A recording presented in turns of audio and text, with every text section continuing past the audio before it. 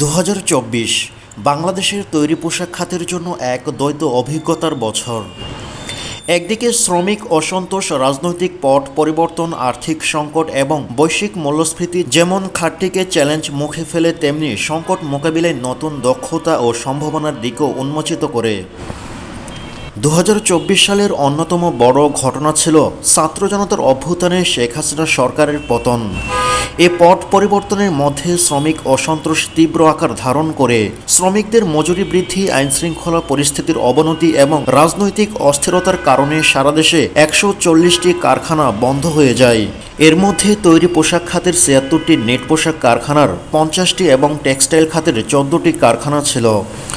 Russia Ukraine যুদ্ধের প্রভাব এবং তেলের দাম বৃদ্ধির ফলে বৈশ্বিক অর্থনীতিতে মূল্যস্ফীতি দেখা দেয়। ইউরোপ এবং মার্কিন যুক্তরাষ্ট্রের বাজারে ভোক্তাদের ক্রয় ক্ষমতা কমে যায়, যার প্রভাব পড়ে বাংলাদেশের রপ্তানিতে। এছাড়া গ্যাস, বিদ্যুৎ এবং পরিবহন ব্যয়ের সঙ্গে ব্যাংক সুদের হার 14 থেকে 15% পৌঁছায়, যা ছোট ও মাঝারি কারখানাগুলোর জন্য বড় চ্যালেঞ্জ হয়ে দাঁড়ায়।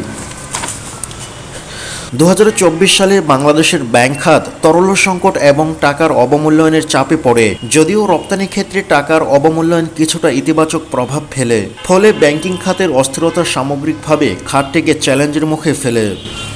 সংকটের মধ্যে তৈরি পোশাক খাতের সম্ভাবনার নতুন দিগন্ত উন্মোচিত হয়। রানা প্লাজা বিপর্যস্ত এবং কোভিড-19 মোকাবিলায় অভিজ্ঞতা কাজে লাগিয়ে খাতটি নতুন সংকট মোকাবিলায় সক্ষমতা দেখায়।